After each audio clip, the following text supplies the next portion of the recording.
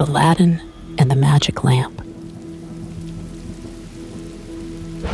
There once lived a poor tailor who had a son called Aladdin, a careless, idle boy who would do nothing but play all day long in the streets with little idle boys like himself. This so grieved the father that he died. Yet, in spite of his mother's tears and prayers, Aladdin did not mend his ways. One day, when he was playing in the streets as usual, a stranger asked him his age, and if he was not the son of Mustafa the tailor. "I am, sir," replied Aladdin, "but he died a long while ago." On this, the stranger, who was a famous African magician, fell on his neck and kissed him, saying, "I am your uncle, and knew you from your likeness to my brother. Go to your mother and tell her I am coming." Aladdin ran home and told his mother of his newly found uncle. "Indeed, child," she said, "your father had a brother, but I always thought he was dead." However, she prepared supper and bade Aladdin seek his uncle, who came laden with wine and fruit. He fell down and kissed the place where Mustafa used to sit, bidding Aladdin's mother not to be surprised at not having seen him before, as he had been 40 years out of the country. He then turned to Aladdin and asked him his trade, at which the boy hung his head, while his mother burst into tears. On learning that Aladdin was idle and would learn no trade, he offered to take a shop for him and stock it with merchandise.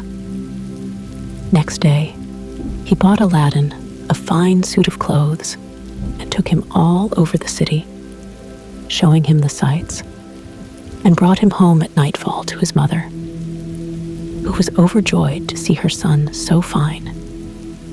Next day, the magician led Aladdin into some beautiful gardens, a long way outside the city gates. They sat down by a fountain, and the magician pulled a cake from his girdle, which he divided between them. Then they journeyed onwards till they almost reached the mountains.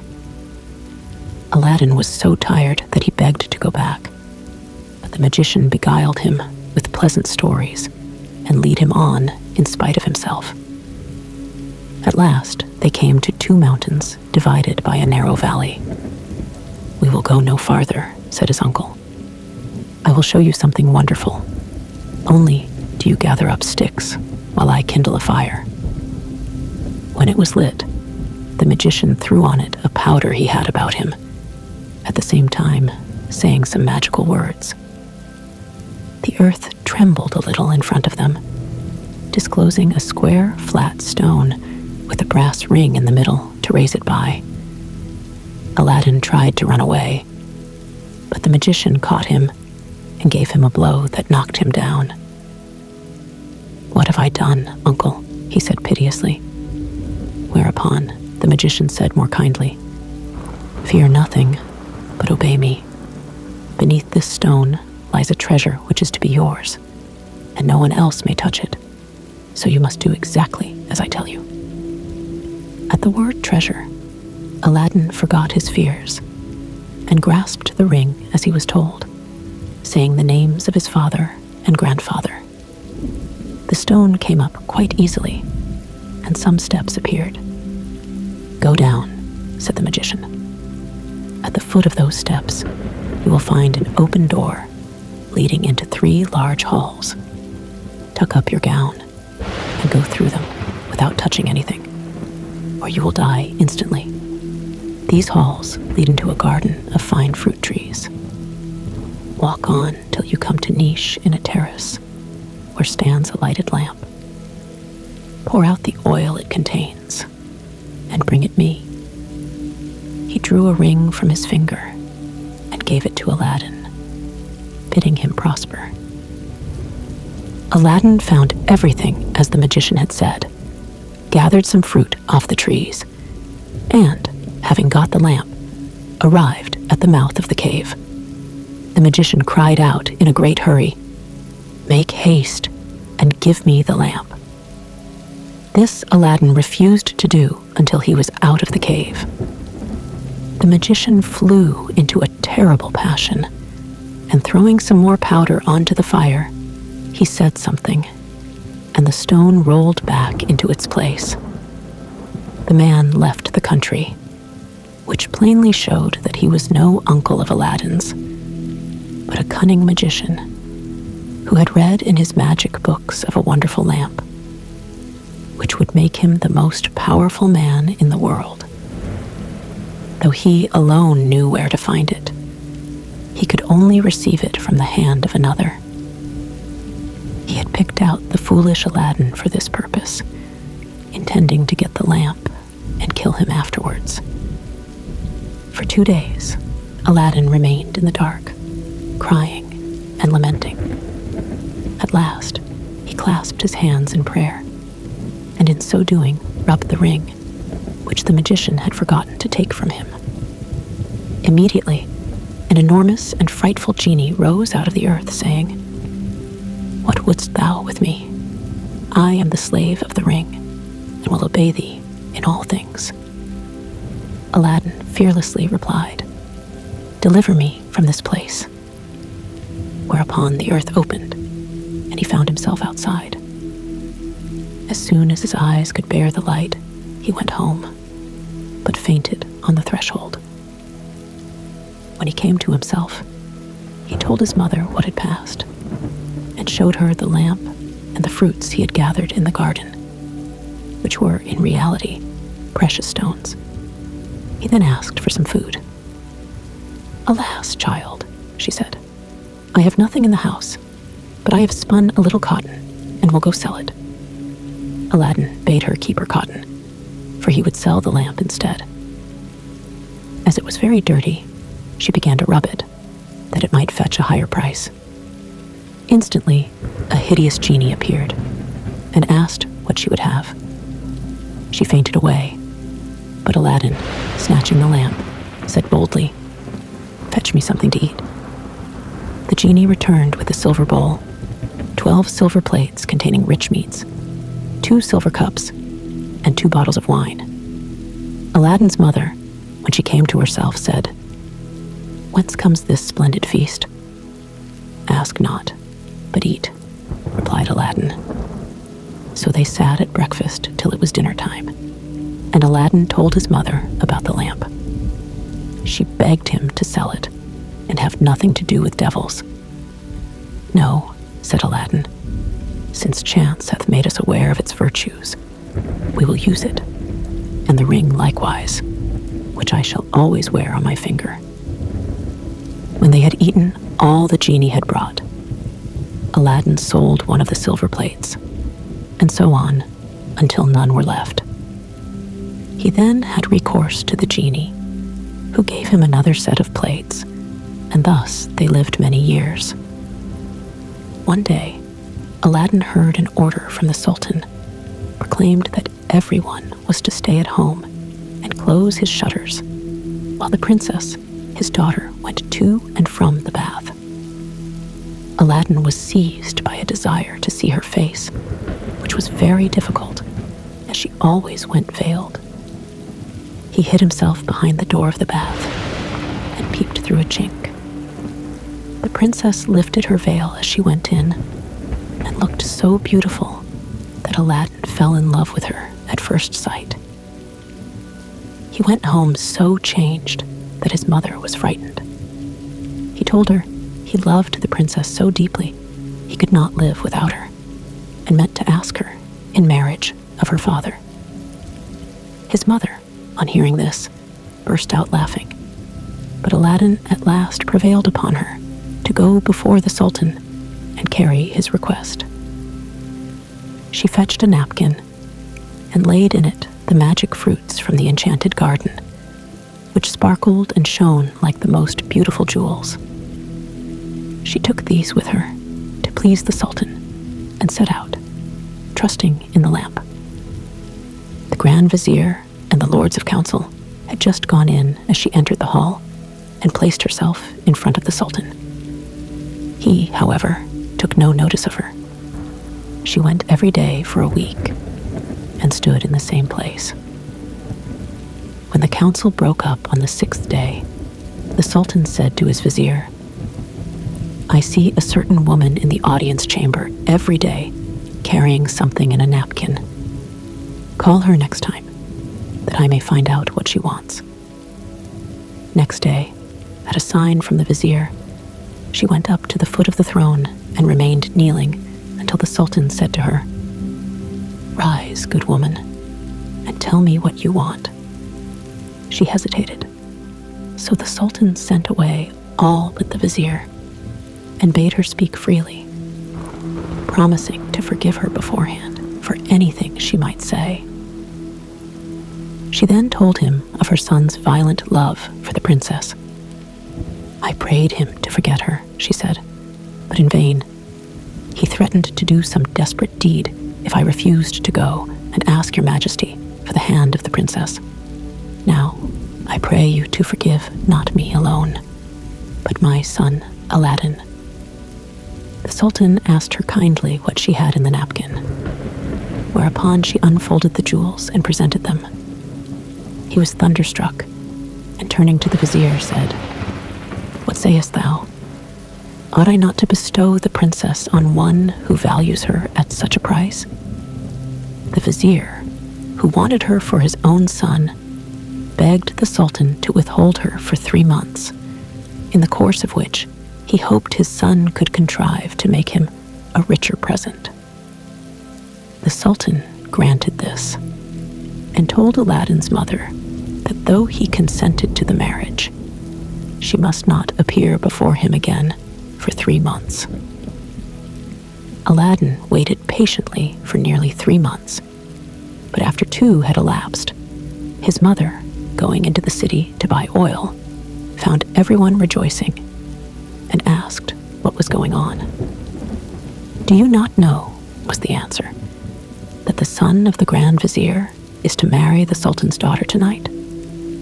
Breathless, she ran and told Aladdin, who was overwhelmed at first, but presently bethought him of the lamp. He rubbed it, and the genie appeared, saying, "What is thy will?" Aladdin replied, "The Sultan, as thou knowest, has broken his promise to me, and the vizier's son is to have the princess. My command is that tonight you bring hither the bride and bridegroom." "Master, I obey," said the genie. Aladdin then went to his chamber, where, sure enough, at midnight, the genie transported the bed containing the vizier's son and the princess. "Take this new married man," he said, "and put him outside in the cold, and return at daybreak." Whereupon the genie took the vizier's son out of bed, leaving Aladdin with the princess. "Fear nothing," Aladdin said to her. "You are my wife, promised to me by your unjust father, and no harm will come to you." The princess was too frightened to speak, and passed the most miserable night of her life, while Aladdin lay down beside her and slept soundly.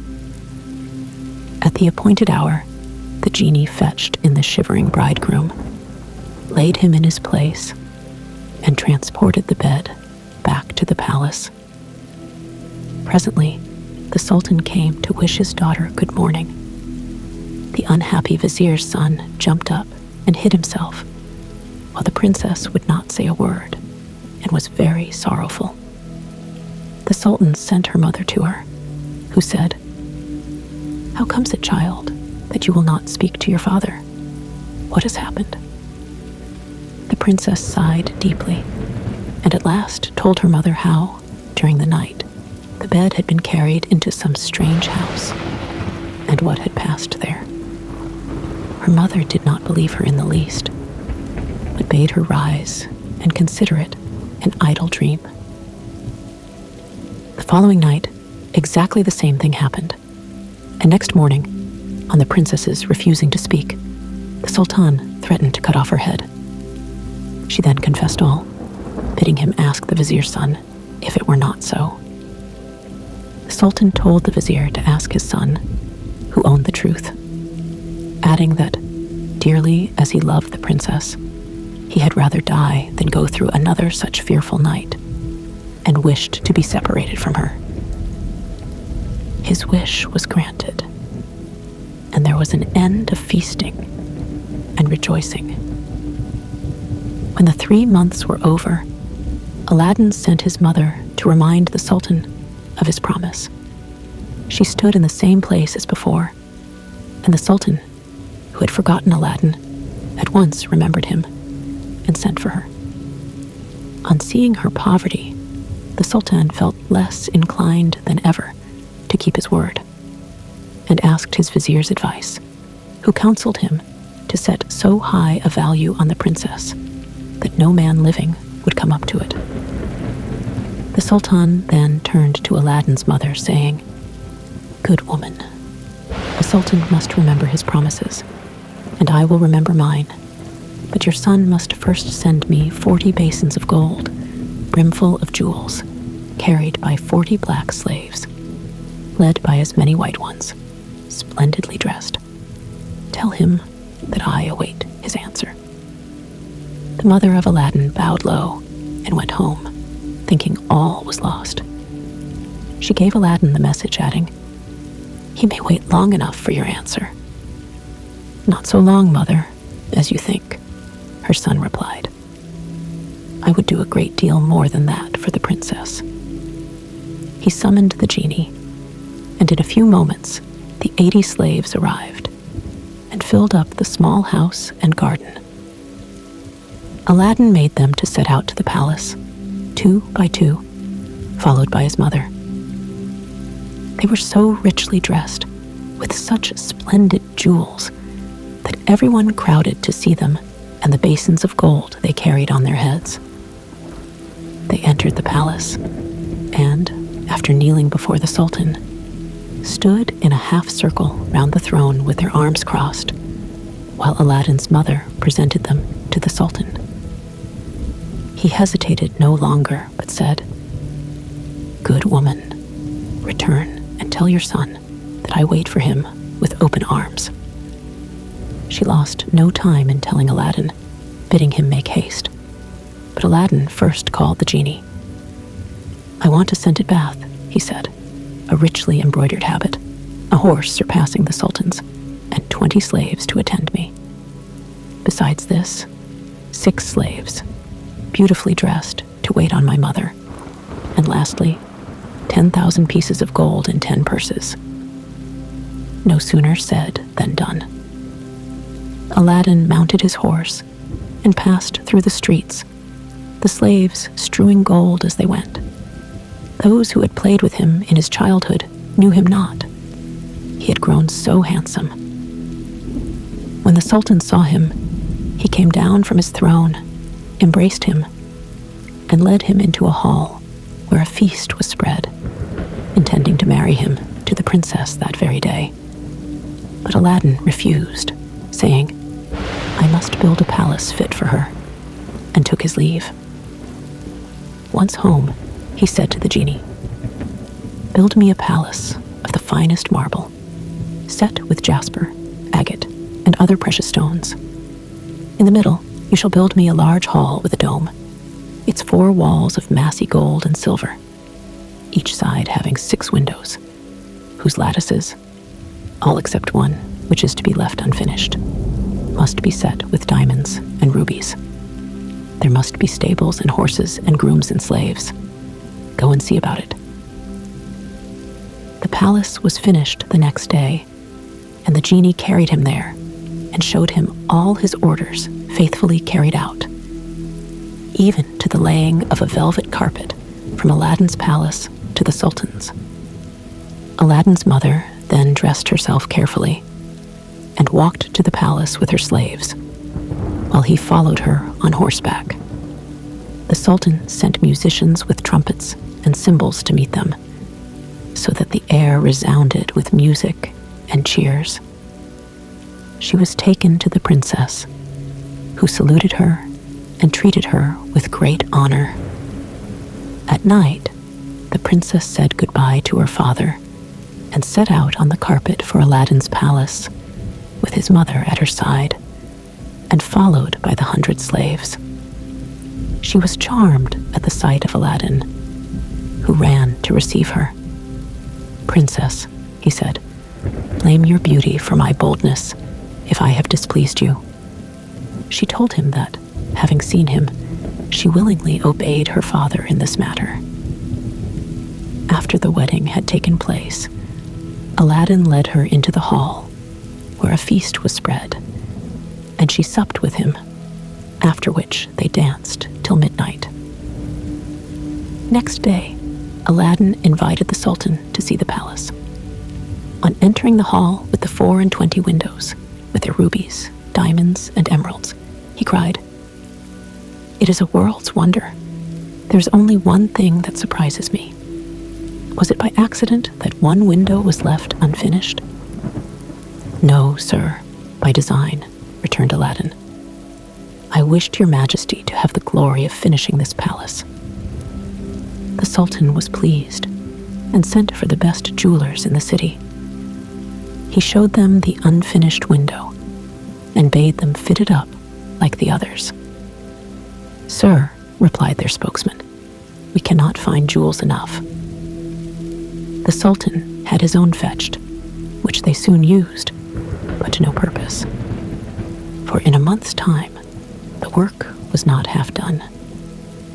Aladdin, knowing that their task was vain, bade them undo their work and carry the jewels back, and the genie finished the window at his command. The Sultan was surprised to receive his jewels again, and visited Aladdin, who showed him the window finished. The Sultan embraced him, the envious vizier meanwhile hinting that it was the work of enchantment. Aladdin had won the hearts of the people by his gentle bearing. He was made captain of the Sultan's armies and won several battles for him, but remained as courteous as before, and lived thus in peace and content for several years. But far away in Africa, the magician remembered Aladdin, and by his magic arts discovered that Aladdin, instead of perishing miserably in the cave, had escaped and had married a princess with whom he was living in great honor and wealth. He knew that the poor tailor's son could only have accomplished this by means of the lamp, and traveled night and day till he reached the capital of China, bent on Aladdin's ruin.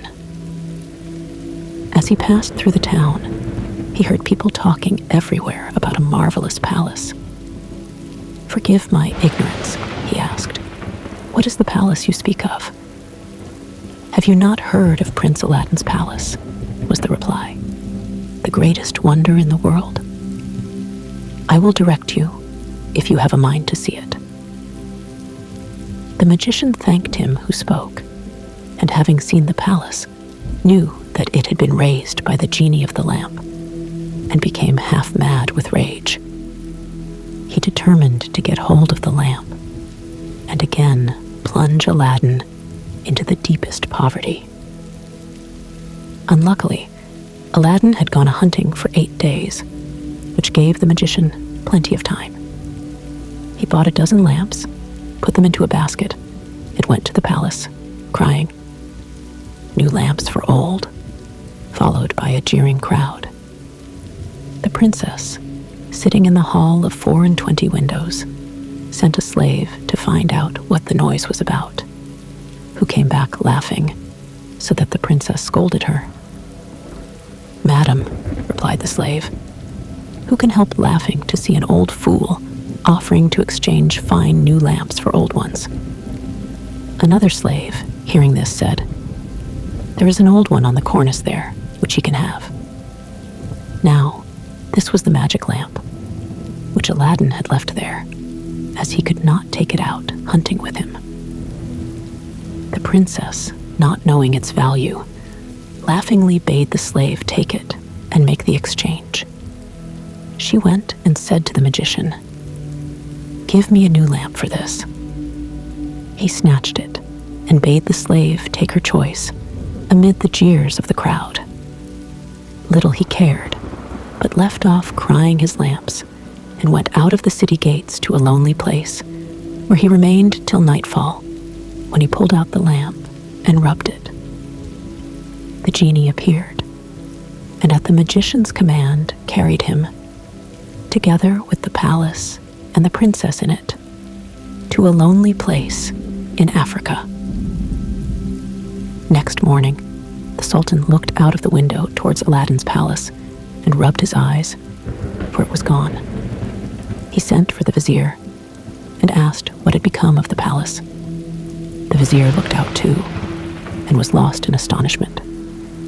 He again put it down to enchantment, and this time the Sultan believed him and sent 30 men on horseback to fetch Aladdin back in chains. They met him riding home, bound him, and forced him to go with them on foot. The people, however, who loved him, followed, armed, to see that he came to no harm. He was carried before the Sultan, who ordered the executioner to cut off his head. The executioner made Aladdin kneel down, bandaged his eyes, and raised his scimitar to strike. At that instant, the vizier, who saw that the crowd had forced their way into the courtyard and were scaling the walls to rescue Aladdin, called to the executioner to stay his hand. The people, indeed, looked so threatening that the Sultan gave way and ordered Aladdin to be unbound, and pardoned him in the sight of the crowd. Aladdin now begged to know what he had done. "False wretch," said the Sultan, "come hither," and showed him from the window the place where his palace had stood. Aladdin was so amazed he could not say a word. "Where is your palace and my daughter?" demanded the Sultan. "For the first, I am not so deeply concerned, but my daughter I must have, and you must find her, or lose your head." Aladdin begged for 40 days in which to find her, promising if he failed to return to suffer death at the Sultan's pleasure. His prayer was granted, and he went forth sadly from the Sultan's presence. For 3 days, he wandered about like a madman, asking everyone what had become of his palace, but they only laughed and pitied him. He came to the banks of a river and knelt down to say his prayers before throwing himself in. In doing so, he rubbed the ring he still wore. The genie he had seen in the cave appeared and asked his will. "Save my life, genie," said Aladdin, "and bring my palace back." "That is not in my power," said the genie. "I am only the slave of the ring. You must ask him of the lamp." "Even so," said Aladdin, "but thou canst take me to the palace and set me down under my dear wife's window."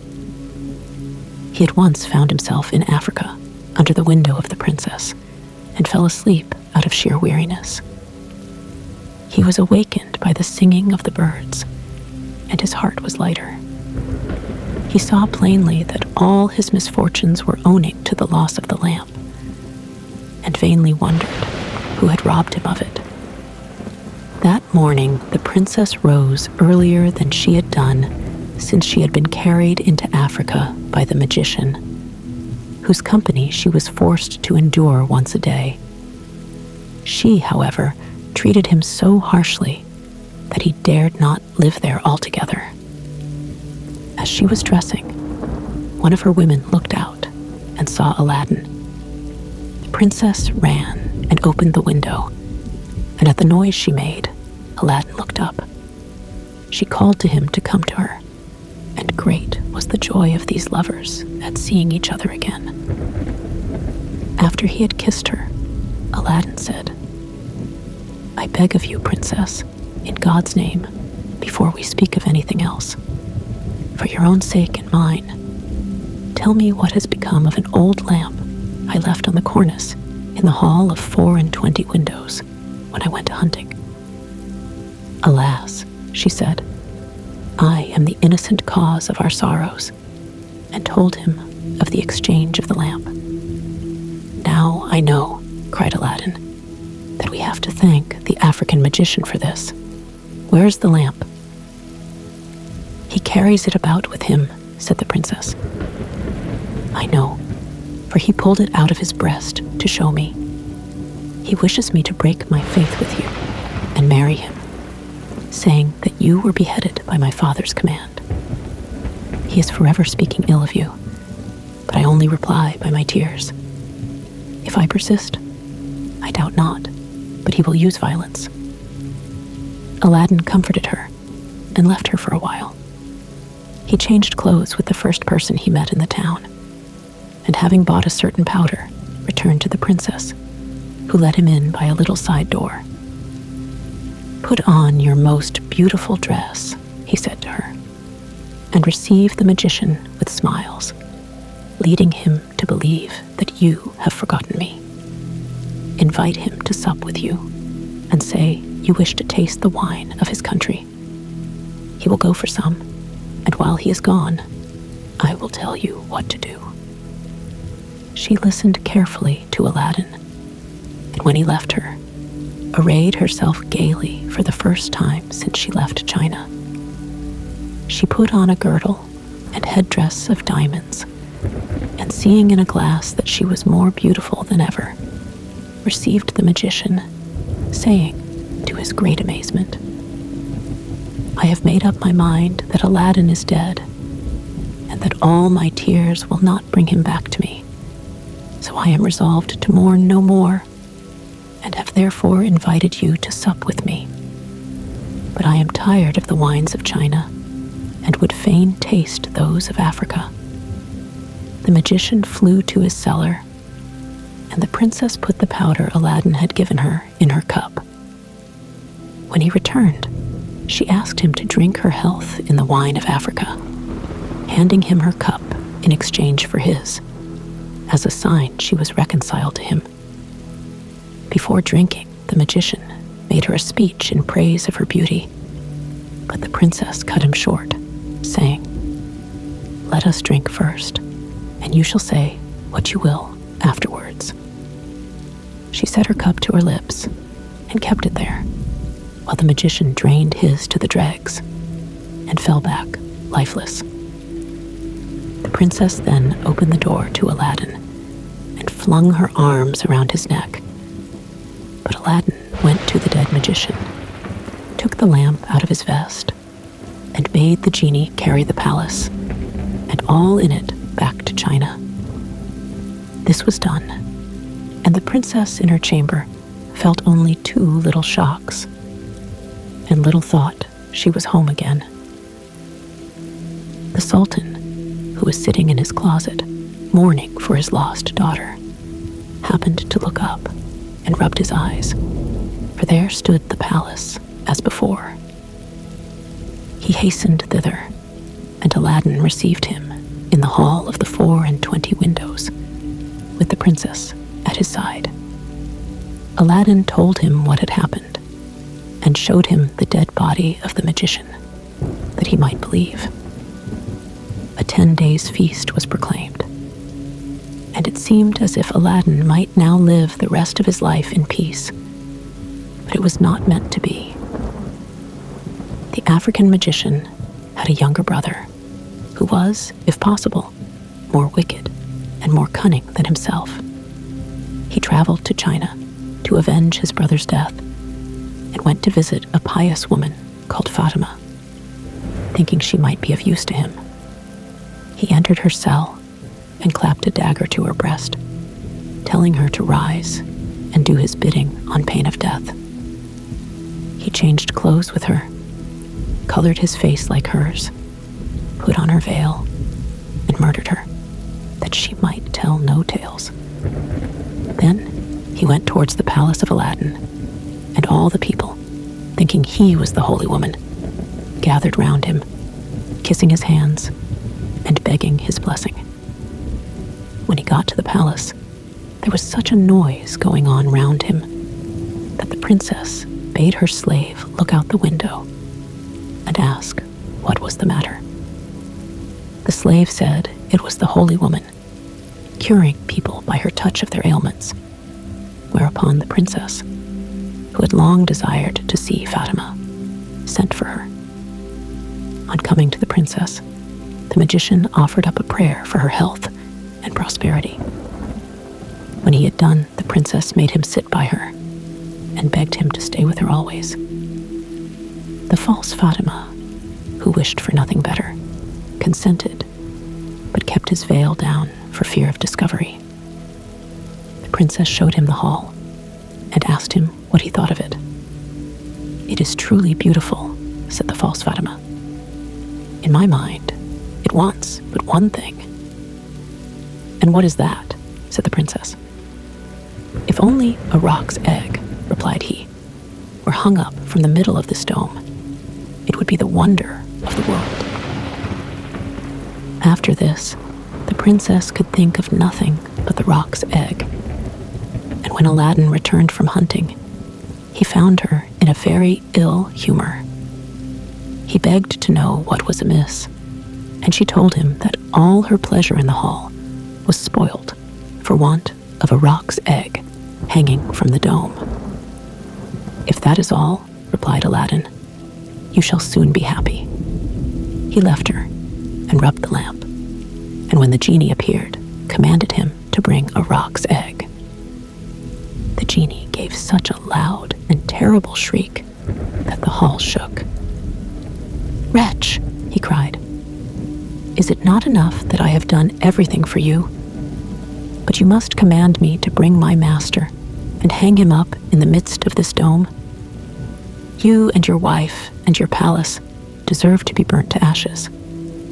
But that this request does not come from you, but from the brother of the African magician, whom you destroyed. He is now in your palace disguised as the holy woman, whom he murdered.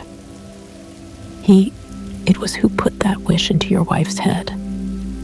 Take care of yourself, for he means to kill you." So saying, the genie disappeared. Aladdin went back to the princess, saying his head ached, and requesting that the holy Fatima should be fetched to lay her hands on it. But when the magician came near, Aladdin, seizing his dagger, pierced him to the heart. "What have you done?" cried the princess. "You have killed the holy woman." "Not so," replied Aladdin, "but a wicked magician," and told her of how she had been deceived. After this, Aladdin and his wife lived in peace. He succeeded the Sultan when he died and reigned for many years, leaving behind him a long line of kings.